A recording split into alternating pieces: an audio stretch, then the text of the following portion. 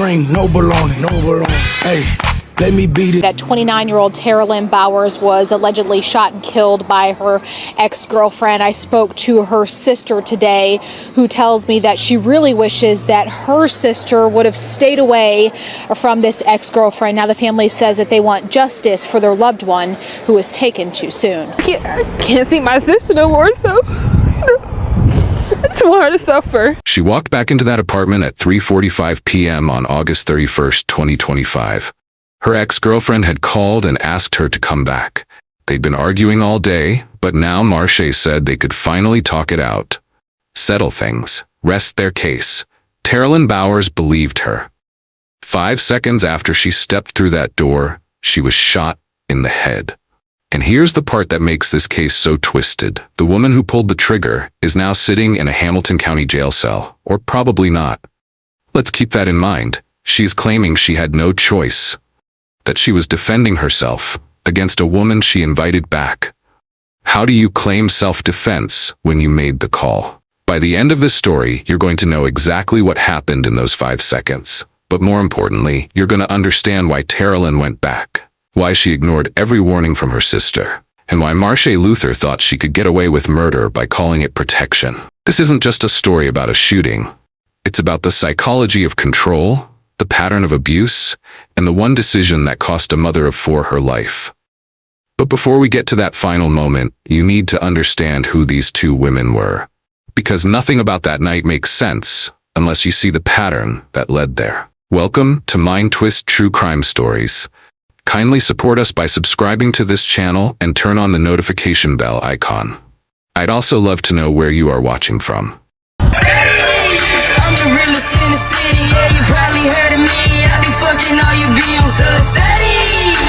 Marche Luther called herself the baddest STADDY, a combination of stud and daddy. And if you think that was just social media nonsense or nickname, think again. Her Facebook was a public outcry of bitterness, posts about cheating exes, threats thinly disguised as jokes, and one that should have been a massive red flag. Cheating on me knowing Cincinnati don't solve murder cases is crazy to me. She posted that months before Taralynn died. Marche branded herself as a realtor, a rapper, a boss lady. But people who knew her whispered the truth. She worked at Subway. The hustle was a performance. The confidence was a mask. And underneath it all was someone who couldn't handle rejection. When relationships ended, Marche didn't just move on. She simmered. And when the last woman tested her patience, she swore the next one wouldn't walk away so easily. Tragically, that next woman was Taralynn Bowers, 29 years old. Mother of 4. She'd been reading since she was 3 years old, grew up singing in church choirs, and loved pink and white, the colors that would later fill the sky at her memorial. By August 2025, Taralynn was finally getting her life together. She'd enrolled in LPN classes to become a nurse. She was building confidence, stability, a future. Her best friend said she was on the up and up. And when she met Marche at the beginning of 2025, she thought maybe, just maybe, she'd found someone who wouldn't play games with her heart. She was the life of the party. Everybody loved her. She loved everybody. She's just a lovable person, like literally. Like you can look at her as another big sister. Dejanay Irvin says Taralynn Bowers was her best friend. She just got back in school for LPN. She was taking classes. She just got on track with her children. Taralynn was supposed to be in her happy season. She had 4 kids depending on her, nursing school applications submitted, and a fresh start waiting. So why did she keep going back to the one person everyone told her to leave? The answer is going to make you question everything you think you know about abusive relationships. For the first 3 months, their relationship looked like love. Pictures at Jeff Ruby's steakhouse, birthday celebrations, late-night conversations. Marche's family even approved, telling Taralynn they were happy she'd found someone solid. Taralynn herself said, "She don't play at all." She had no idea that was the most tragic thing she could have said. By March, the cracks started showing. Arguments escalated, screaming matches, verbal abuse, then physical. But like so many toxic relationships, they'd break up, cool off, and get back together. Over and over. A cycle that looked exhausting to outsiders, but felt normal to them.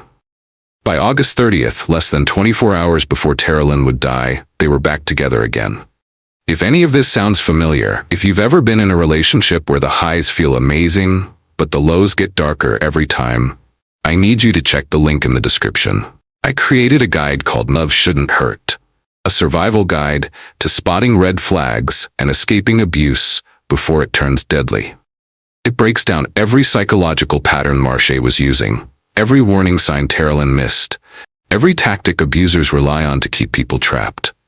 This isn't about judgment. It's about recognition, because the difference between surviving and becoming a statistic is often just one moment of clarity. Links in the description. On August 30th, Marche and Taralynn went to a party. It was supposed to be a fun, carefree girls' night, dancing, drinks, laughter. But their mood was off. They weren't really vibing. Everyone could feel it. Something was wrong. Marche's face was hard. Her energy was dark. And by the time the sun came up, one of them would be dead.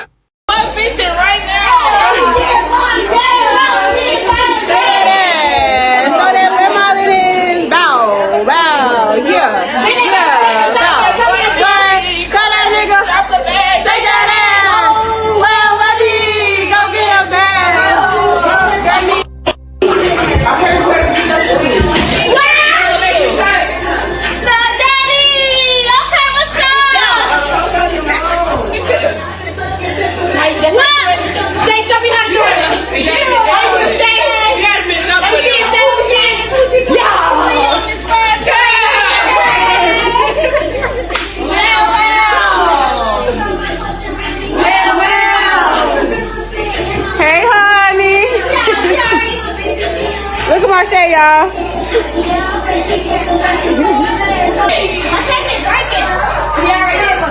You drunk, Marche?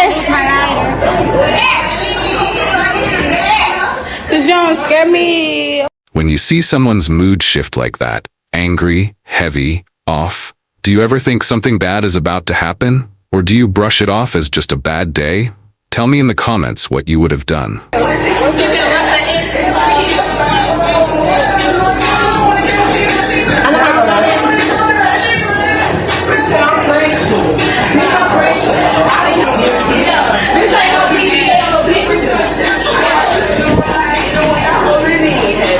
August 30th, around 9 p.m., a themed party in Cincinnati. Friends showed up in slumberwear, music playing, everyone trying to have a good time. Then Marche showed up. The energy in the room died. They left the party around midnight, went to a friend's house, and stayed there until the early morning hours. Sometime between 3 and 4 a.m., they went back home to Marche's place. And that's when it happened. An argument erupted. Witnesses say it was about a situation that happened out of town, something involving Marche's other girlfriend. Taralynn's sister quoted a news video saying, "What led up to the argument is this girl and her girlfriend trying to hurt my nephews. That Alexis girl was not innocent at all. She was very jealous of my sister." When I say Marche painted a picture like she was this sweet person on her she and wanted the best for my sister when she came around, I just didn't believe none of it. I don't know. Something always seems sketchy about a Bith who swears she is a realtor but works at Subway. The details about the cause of their argument are murky, but the intensity wasn't. It got loud. It got ugly. And finally, Taralynn did what her family had been begging her to do for months. She left. Walk away from the drama. This is where everything changes. Taralynn walked out. The argument was over. She could have gone anywhere. A friend's house, home to her beautiful kids, her sister's place, a hotel. She had options. But then her phone rang. Marche wanted her to come back. She said they could settle their differences, that they could rest, that everything would be okay. And Taralynn, tired, wanting peace, wanting to believe that this time would be different, turned around and went back. According to Taralynn's sister Adrienne, who spoke to witnesses, this is what happened next. Taralynn walked through the door, and instantly, within seconds, shots rang out. One bullet, to the head. No warning, no time for another argument, no chance to defend herself, no avenue for reconciliation. Cincinnati Fire Department rushed to the scene and tried to save her. But Taralynn Bowers was already gone. Marche Luther was arrested within hours. And when she appeared in court the next day, she did something that shocked everyone. She pleaded not guilty and claimed she was defending herself. If someone leaves your house during an argument, then you call and ask them to come back, and then you shoot them the second they walk in. Is that self-defense? Or is that something else entirely? I need your perspective in the comments because this is where the legal battle gets insane. Cincinnati Police Homicide Unit moved fast. Marche was booked into Hamilton County Jail just before 2 a.m. on September 1st. By Monday morning, she was in front of Judge Samantha Silverstein. Her attorney argued for a $100,000 bond at 10%. Said Marche had no criminal record, had lived in Cincinnati her whole life, wasn't a flight risk. Prosecutors asked for $500,000. They pointed out that Taralynn was unarmed. She only had mace. That the shooting happened seconds after she entered the home. That Marche had invited her back. Judge Silverstein made her decision. No bond. Marche Luther would stay behind bars. Prosecutors say 25-year-old Marche Luther shot and killed her ex-girlfriend, 29-year-old Taralynn Bowers. And today in court, prosecutors argued for a high bond, saying the two women were in a verbal dispute that escalated to Bowers being shot and killed. They say the victim didn't have a firearm, only mace. There's no word on what led up to the argument. Luther pleaded not guilty to murder. Luther's attorney asked the judge to consider a bond of $100,000 at 10%. Her attorney says there's a lot more to this story and that Luther was defending herself. I would just note again, she's got absolutely no history. She's lived in the area for her entire life. There's nothing to suggest that she is a flight risk. We would ask the court to consider a bond of $100,000 at 10%, and then obviously she can comply with any non-monetary conditions. While Marche sat in jail, Taralynn's family was falling apart. Her sister Adrienne went online and didn't hold back. Told my sister to leave this ugly alone. She was always too trigger happy. This wasn't no accident. You don't accidentally shoot somebody in the head right as they're walking in. She exposed Marche's lies too. Something always seemed sketchy about someone who swears she's a realtor but works at Subway. She went ahead to post, "My sister wasn't surrounded by anybody who loved her when she was dying, and it makes me so mad. All I could do was stand outside while she laid on someone's floor for hours, dead. I just want to hold my baby so bad. I need her here with me. My heart is heavy and I'm filled with nothing but anger. Never thought in a million years my sister would be gone." The grief was raw. The anger was righteous. And the question everyone kept asking was the same one the prosecution would have to answer in court. How do you defend yourself against someone you asked to return? Marche's defense team is betting everything on Ohio's self-defense laws. In Ohio, you can use deadly force if you reasonably believe you're in imminent danger of death or great bodily harm. But there's a catch. If you provoke the confrontation, you lose that protection, unless you can prove you tried to withdraw from the fight and your attacker kept coming. So the question becomes, did Marche provoke this by calling Taralynn back? Or was she genuinely afraid when Taralynn walked through that door? The case hasn't gone to trial yet. Marche Luther is still sitting in Hamilton County Jail or probably out on bond because Taralynn's best friend posted something that triggers anger. She wrote, "That Bith bonded out, I'm on fucking fire." On 9th October, she posted, "I hate the system, they failing my best friend. I'm ready to take matters into my own hands. I miss my girl so fucking bad." I can't confirm if this is true, but we hope justice is served, because Taralynn's 4 children are growing up without their mother. And the legal system is trying to decide whether those 5 seconds after Taralynn walked through the door were murder or self-defense.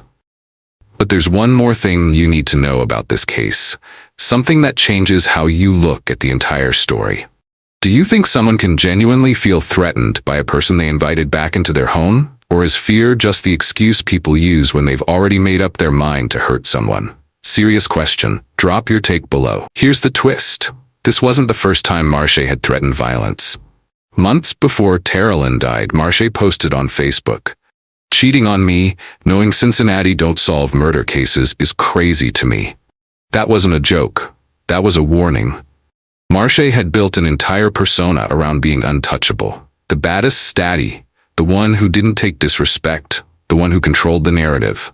But on August 31st, when Taralynn tried to leave, Marche couldn't handle it, so she called her back. Not to talk, not to rest, but to make sure Taralynn never walked away again. Taralynn's death isn't just a tragedy, it's a pattern. In 2025, domestic violence drove 16% of Cincinnati's homicides, triple the typical rate. More than 131 people died in domestic violence cases across Ohio, a 62% increase in just 2 years. And the saddest part? Most of these deaths follow the same script: an argument, a breakup, a call to come back and talk, and then violence. The day after Taralynn died, her family held a balloon release. Pink and white balloons, her favorite colors, drifted into the Cincinnati sky. Her 4 children stood there holding onto strings, releasing symbols of a mother they'd never get back. Her best friend Dejanai said she had a heart, a good heart, a good heart. Her sister Adrienne said, "I can't see my sister no more, so I want her to suffer." Can't confirm if Marsha Luther sits in jail, as at the time of this video, waiting for her trial, but however she maintains her innocence. Claims self-defense, believes she'll walk free. But the evidence doesn't lie, the timeline doesn't lie, and the contradiction at the heart of this case is one no jury can ignore. You can't claim you were defending yourself if you're the one who made the call. And here's the haunting part about this case. Taralynn had already escaped. She was out. She was safe. The argument was over. She could have called her sister, stayed with a friend, gone anywhere. But Marsha Luther knew exactly what to say to get her back. Come back. We'll settle this. We can rest. Rest. That word. That promise of peace. That's what abusers do. They don't just use violence, they use hope. They weaponize your exhaustion, your desire for things to be normal, your belief that maybe, just maybe, this time will be different. We covered these and more in the ebook. Marsha didn't call Taralynn back because she wanted to talk. She called her back because she couldn't stand the idea of Taralynn leaving on her own terms. And when Taralynn walked through that door, believing in one last chance at peace, Marsha made sure she never got the chance to leave again. The bullet wasn't fired in self-defense. It was fired in control. Because for Marsha, love was never about partnership. It was about power. And when she lost that power, she took Taralynn's life. Taralynn Bowers gave Marsha Luther one more shot, and it killed her. If you made it this far, I know you care about stories like this. You care about justice. You care about understanding the patterns that lead to tragedies like Taralynn's. So tell me, was Taralynn naive for going back? Or was Marsha a master manipulator who knew exactly how to reel her in? And more importantly, if you were Taralynn's friend that night, if she called you that afternoon and said, "Marsha wants me to come back to talk," what would you have told her? Would you have convinced her to stay away? Or would you have believed it was safe? What would you have said to stop her from going back through that door? Drop your honest thoughts in the comments. I'm reading every single one. If this story mattered enough for you to watch to the end, hit the like button and share it with someone who needs to see it. Someone who might be in a relationship they need to leave. Someone who might be ignoring red flags right now. And if you're still not subscribed, I genuinely want to know why. Drop a comment and tell me, are we not covering the right stories? Do you want more legal analysis? More psychological breakdowns? More focus on the victims? I'm reading every single comment because this channel only works if you tell me what you need. Because Taralynn's story isn't unique. There are dozens more just like hers. And every week we're breaking them down, exposing the patterns, and making sure the victims are never forgotten. Keep resting, Taralynn Bowers, a mother, a daughter, a sister, and a woman who deserved so much more than the 5 seconds she was given. Your story will not be forgotten. Our thoughts and prayers are with her kids and entire family. Thank you for watching to the end. See you in our next Mind Twist true crime story. Stay safe out there.